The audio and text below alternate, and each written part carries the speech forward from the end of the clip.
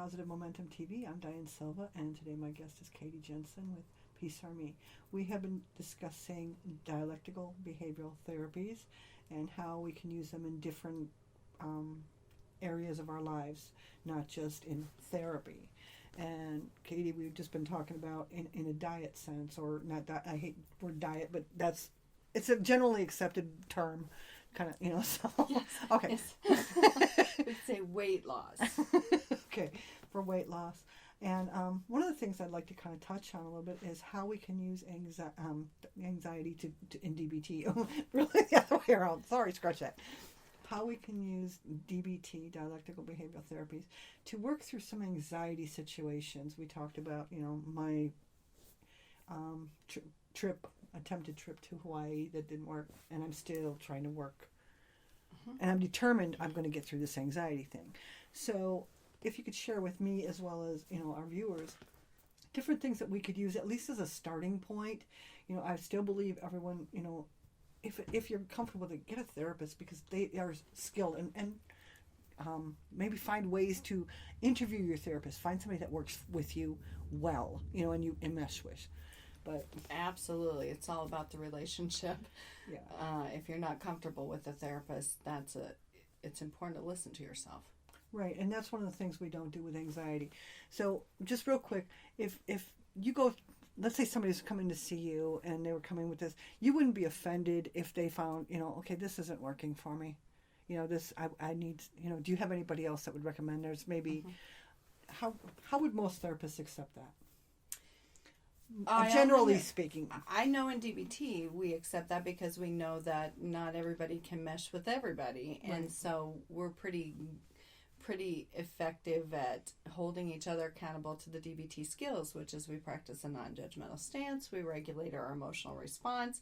Sure, sometimes I feel hurt if somebody comes in and says, this doesn't work for me. So then I might have a moment of, I'm sorry I didn't help you, or I feel bad about that. And sometimes you can work that through with somebody, right, by asking, well, what didn't work for you, or what have you. But it's also accepting that it's not for everybody. Right. And not every therapist is going to mesh with every person. Thankfully, it's kind of like finding a mate. There's somebody for everyone. Right. So really, like Katie said, listen to yourself to start with. And that's one of the things I found that helped me through some anxiety, is paying attention to what I really feel about something. So if you want to take that and run with that one, I'd appreciate it. That is, one of the fundamental pieces of emotion regulation that we teach in DBT, is that we can change our emotions if we choose, but we can only change them if we accept them first. So in DBT, part of emotion regulation, we talk about how emotions are born. How do emotions come to be? And they start with prompting events. And then there's interpretations about the prompting event. And those interpretations sometimes aren't true. Sometimes they are, but sometimes they're not. With anxiety, many times we've got some kind of a thought that increases the fear. Okay. And so we have to find what those thoughts are. In DBT, we would look to see, are those based on truth, or is there a judgment? And if there's a judgment, what would be more true? And when you believe what's more true, how does that change your emotional reaction to the situation? So there are several parts to emotion regulation in DBT for anxiety. Okay. The first step is accepting the anxiety. Second step, or the fear that we have, or the feeling inside. We break the feelings down into the physiology of each of the emotions. Each emotion causes energy in the body in a different way. Fear makes your pulse rate go up, makes your heart rate faster. It causes the blood flow to kind of shut down to your extremities. It does certain things physically. So we help clients recognize that physiological reaction, because that's part of it. And then we look at the interpretations. We look at the thoughts. And what do the thoughts do in regard to that physiological response? And we help them accept, okay, when I think this thought, it makes my fear go up. My pulse rate gets more. If I think this thought, it goes down. Helping them find the truth about that for themselves. then there's the next component to that is that once we've learned to accept the feelings we're having, we also have to learn how to create positive emotions, because as you start to eliminate some of the negative emotions that you might have been carrying, and we wouldn't probably use, I mean, she does use negative, but negative is a judgment. All emotions have purpose, and one's not better than the other. In fact, the new Disney movie that's coming out, Yes. they focus on sadness and the positive aspects of sadness and the negative aspects of sadness, which is lovely to think of emotion in those ways. But it's accepting our reaction to things and accepting how it feels for us and accepting the thoughts underneath it. And if we can change those thoughts, what might that look like? And then if we want to change the emotion. And in DBT, we use a technique called opposite to emotion action to change it. But before we change it, we probably also have to learn how to add joy to our life, add positive emotions to our life. So some of the positive emotions are joy and interest, and surprise can be a positive emotion sometimes. How do you make more joy? Well, we teach in DBT how to kind of crack open the moment in the here and now. We do an exercise, for instance, where we're sitting in the room, and I have a little basement office room, and so there's not a lot to look at except for pictures and colors and the people in the room and a fish tank. And I will say to people, focus on something in the room that makes you happy right now. And every time we do this exercise, people find something, whether it's the lamp or somebody's face or the color of somebody's blouse. And it's learning how to kind of crack open each moment, find something to look at or something that makes you happy. And the more that you do that, each time you focus on something that delights your eye, you're sending off those positive chemicals inside yourself. So emotion regulation is about recognizing those emotions you want to change, yes, recognizing how they make you uncomfortable, recognizing the thoughts that feed them. It's also creating positive emotions. And then finally, the last step is learning how to change an emotion once you decide you want to change it.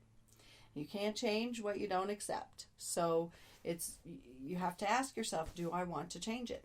And it's funny, sometimes I don't want to change an emotion, which sort of freaked me out. And when I'm mad at my husband, there have been times when I don't want to change it. And I'll say to myself, now, Katie, do you want to change your emotion? And I think, no, I want to be mad. And I just stay mad. Well, okay, go with that and see how that works for you. And I'll do that. And then I go, oh, it's a little lonely. And I'd like to tell him about this thing that happened, but I'm mad. Oh, well, maybe you want to change mad, and I'll get there eventually.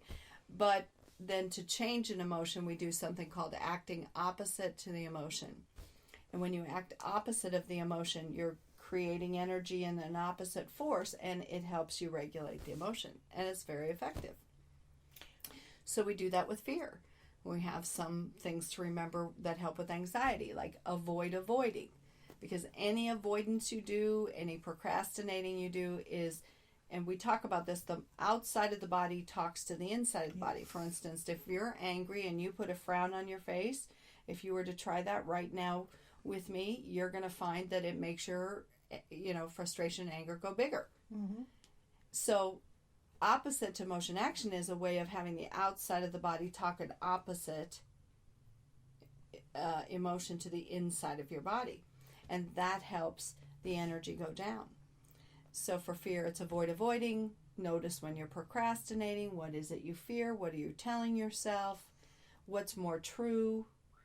And over time, when I find myself avoiding, I just know now that if I'm avoiding something, I'm actually creating more anxiety for myself. Oh. The more you push something away, that's the outside of the body saying, I should be afraid. So a little while ago, we talked about your example of getting on the plane and having to get off. Now, we wouldn't call this a mistake, but it would be important to know that when you get off that plane, that's your outside of your body telling you, giving your whole mind and body the message that the plane is dangerous. Right. And that the only way to get your whole mind and body to know that it's not is to be able to stay on the plane. Right. So it's teaching people that by doing the opposite, that's when you find. Now, if you're standing on an edge of a cliff, we have a question we ask in DBT about fear. Is there a threat to your health, life, and well-being if you do the thing you fear? And if it's walk off a cliff, yes, there's a threat to your health, life, and well-being. Back up, get away from the cliff, right? That's what fear is for, is to protect you. But in the case of going on an airplane ride, is there a threat to health, life, and well-being? Well, there's a tiny threat to that, yes, but in the course of life, if you put it together factually with all the other things that we do, as people say, getting on in a car has, we do all kinds of dangerous things as human beings that aren't immediate threats. And there's a difference between an immediate threat and a potential one. Right. Wow. So, real quick question. One of the things I hear people say is, well, don't think about it. And I'm like, well, first of all, do you think I really want to be here? I mean, I'm okay. And there's a possibility I want the anxiety to stick around for whatever. There is a, what they call Some kind of a payoff. Yeah, there's a payoff for it.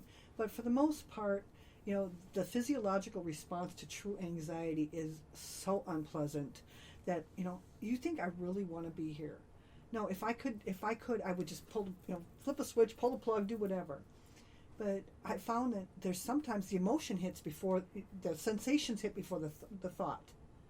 So how would it... And that's fascinating, too. I was just reading an article just yesterday from Discover Magazine about emotions. And what they're finding with MRIs is that you do have the thought and the emotion. They think now at the same time. The thought or the emotion, they come together. Your perception comes at the same time as you experience it. So sometimes you might experience the emotion before the thought. Sometimes you might experience the thought at the same time. But they're coming at about the same time, and it's just which your brain pays attention to. But it's all coming through your perceptual system, which is your past and your experiences. It's a whole brain experience. So when you have anxiety, you're filing that emotion through all of your past experiences. In that moment, it seems like a big thing for the brain to do, but that's what the brain is doing. I call it my Stephen King mind. Yeah. I remember when and what if, and him and I could probably compete up here, going, he may articulate much better, but I can come up with some really horrific stuff up there, so my Stephen King mind. Mm-hmm. So, could you kind of, in real simple 1, 2, 3 kind of steps, if let's say we're having one of these anxious moments, what's a real quick exercise anybody could do to kind of bring themselves at least a little bit back? What I have done with anxiety in my life, for instance, I used to have a phobia with spiders. Okay. Is accept what am I feeling? My heart rate's going. This is what's happening. And then I have to pay close attention to what I'm saying to myself. Okay. Is it going to kill me right now? Right now. No, I'm okay right now. I'm breathing as if I'm not okay. So take a deep breath, Katie. Interrupt the breathing that you're doing. That's an opposite to emotion action. Because the breathing that goes with fear is shallow breath. Heart rate goes up. So one of the ways is, kind of putting my hand on my tummy and just let me breathe in a way that calms that thing happening inside of me. And I need to tell myself things that help me do that. If I go into the future thinking, yeah, but this is going to happen and that is going to happen, it's reining in my future template, because I know that if I start thinking ahead, I'm going to create more anxiety. And that the outside of my body is talking to the inside of my body. So if I get up and run, what am I telling myself? You're afraid. That my fear is valid. Mm-hmm. And what I need to do instead is sit with those feelings. Okay, I can accept this emotion. It's uncomfortable, but I'm safe. I'm okay. And I'm just going to breathe calmly. And I'm just going to stay right here with it. And so a lot of it is learning to sit with the emotion instead of acting on it immediately. Okay. Fear makes you want to run right now. Right. And so it's really being willing to, in the moment, evaluate what's happening right now.